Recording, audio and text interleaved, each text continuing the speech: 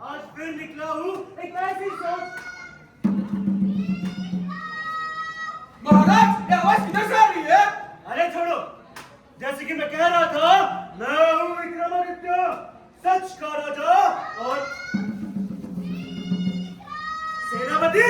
जाके देखो ये सब कहाँ से आ रहे हैं?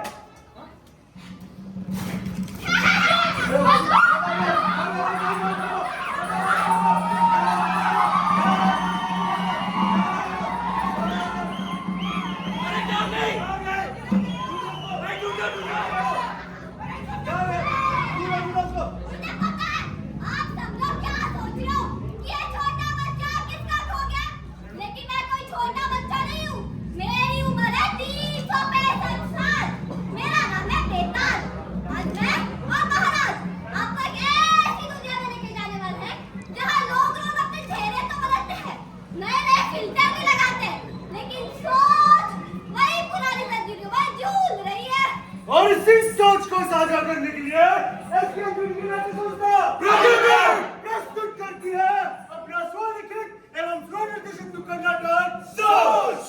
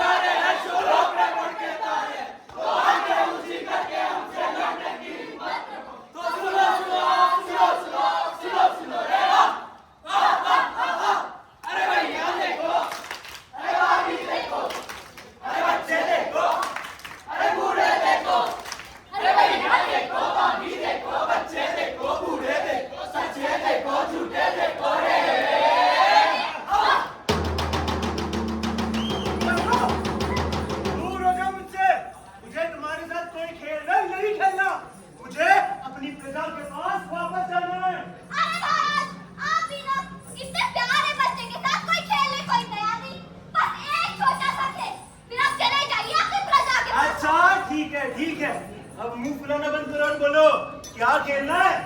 क्या हुई ना बात, लेकिन मेरी एक शर्त है। मैं आपसे 3 प्रश्न पूछूंगी। अगर आपने 3 प्रश्नों का उत्तर बिल्कुल सही दिया तो आप निश्चित होकर अपनी प्रजा के पास वापस जा सकते हैं। लेकिन अगर आपने एक भी उत्तर गलत दिया तो पूरी जिंदगी आपके आगे पीछे घूमती रहूंगी। अवश्य, एक राजा कभी कोई परीक्षा से डरता नहीं। पूछो बेटा, क्या सवाल है तुम्हारा? वाह महाराज वाह, तो बस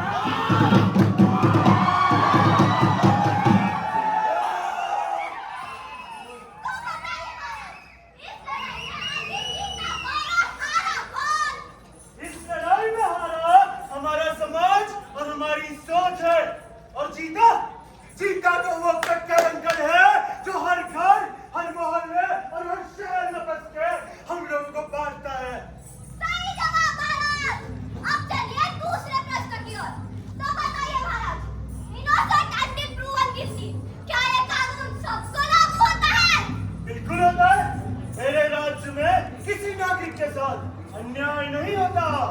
प्यार में तो उलझे हैं, प्यार मत करना, भूल कर भी प्यार से इनकार न करना। प्यार में तो उलझे हैं, प्यार मत करना। महाराज, लेकिन आज के आधुनिक भारत में ऐसा नहीं होता। यहाँ कभी-कभी किसी और की गलती की सजा किसी निर्दोष को भुगतनी पड़ती है। चलिए महाराज।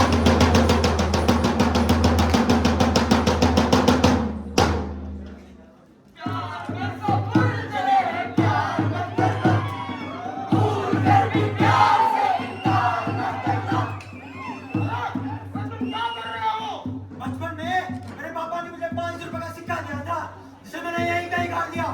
उसी को ढूंढ रहा हूँ। अरे मगर अब किस जगह तुम्हें सिक्का? मुझे पैसों की सख्त जरूरत है।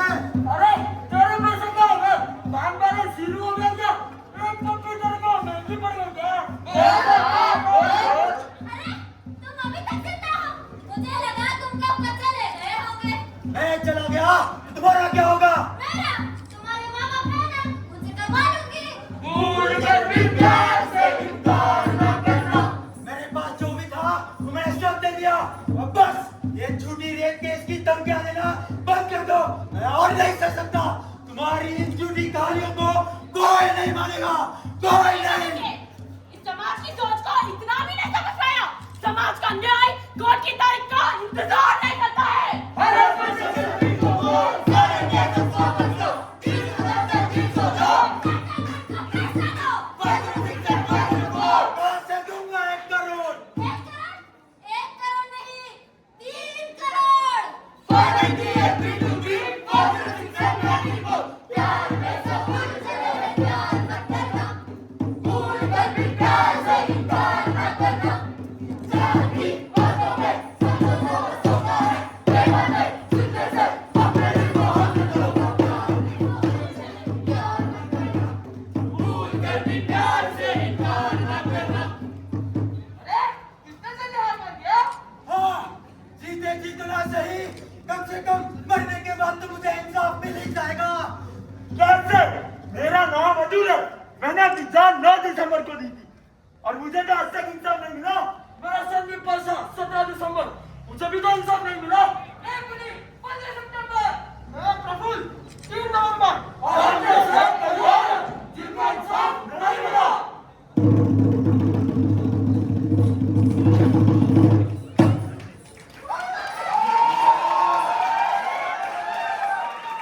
बताइए, इस कहानी में असली मौत का जिम्मेदार कौन है? देखने में भले ही लगे कि इसकी जिम्मेदार वो औरत है, सही मायने में इस मौत की जिम्मेदार हमारी समाज की सोच है, जो एक आदमी की मौत की पुकार को तब तक नहीं सुनता जब तक वो खुद मौत के खाट में उतर जाए। फिर से सही जवाब महाराज। चलिए अब आखिरी प्रश्न, एक आखिरी कहानी।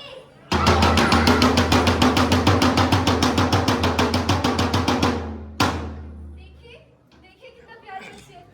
अरे हाँ, सच में हमेशा से मेरा एक सपना था कि मेरी एक बेटी हो। हमारी जिंदगी में खुशी का किरण लेके आई है हमारी बेटी। भगवान ने हमारी इच्छा पूरी कर दी। ये तू क्या कर रहा है? बेटी के पैदा होने पे जश्न मना रहा है। ये कैसी सोच है तेरी? तुझे पता है ना कि एक बेटी बोझ होती है। बोझ? कैसा बोझ? मेरी बेटी का जन्म था, मुझे तो बहुत खुशी है। और तेरी खुशी तो बची है जब ये बेटी 25 साल तक तेरा अनाज खा के चली जाएगी, तब तू क्या करेगा? एक बेटा होता तो घर का कुछ मत बनता, कुछ मत। ये बेटी लेके क्या करोगे? जा। अरे इधर आ। जी आई। मैंने अपनी जिंदगी में क्या कुछ नहीं दिया है, इसके बदले में तूने मुझे क्या दिया? एक लड़की, एक लड़का देखने देख पाई तू मुझे? हाँ? लड़का देखने पाई?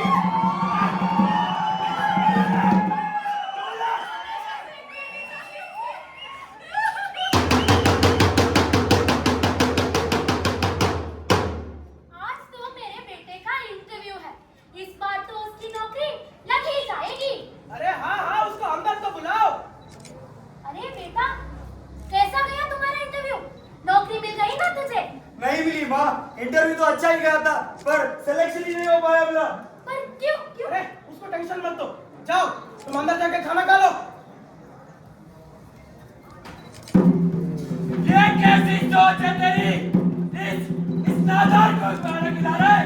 अगर तेरी ऐसी ही सोच रही तो जिंदगी भर मुफ्त की रोटियां ताड़ता रहेगा और तेरा बोझ बन के घर पे बैठा रहेगा। अरे अरे लेकिन वो तो मेहनत कर रहा है ना। तेरी इसी सोच ने उसे बांधे रखे। अब वक्त आ गया, जाओ और उसके पर काटो। उसकी रोटी खाने में पापा, पापा, जब तक नौकरी नहीं मिले ना, चला जाओ। ये जो रंग आप देख रहे हो, ये प्यार का रंग नहीं, एक मानसिकता और एक सोच का रंग है।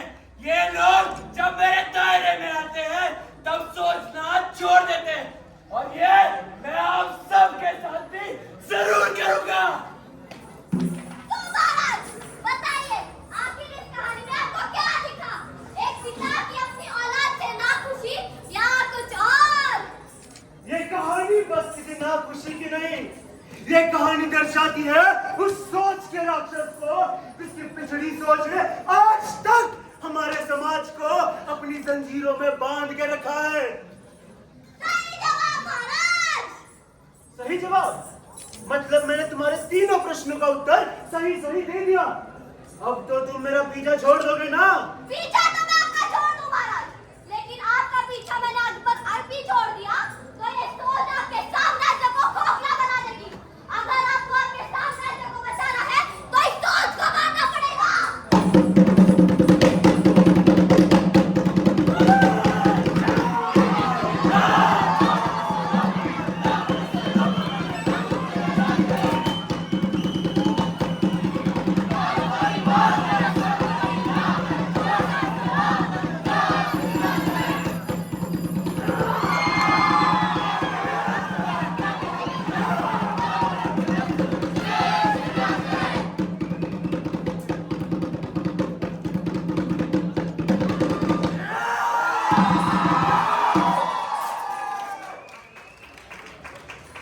बचपन से लेकर बुढ़ापे तक हर एक छोटी चिंगारी हमारे सोच को जलाती है। और जब जब सोच ही खराब हो जाए, जब सोच ही जहर बन जाए, तब बोलो क्या इंसान का, परिवार का और इस पूरे समाज का निश्चिंत नहीं हो जाता। भक्त प्रहलाद एक सोच के दम पर अग्नि के कुंड में बैठ गया। आग जलती रही पर उसकी सोच नहीं टूटी। अगर सोच सही हो तो आग भी हार जाती है, लेकिन अगर सोच ही गलत हो तो इंसान कठिनाइयों से नहीं, अपने ही मन से हार के खाक हो जाता है। इसीलिए सोच संभालो, क्योंकि ये खाओ बस मेरे नहीं, कल तुम्हारे और इस पूरे समाज के होंगे।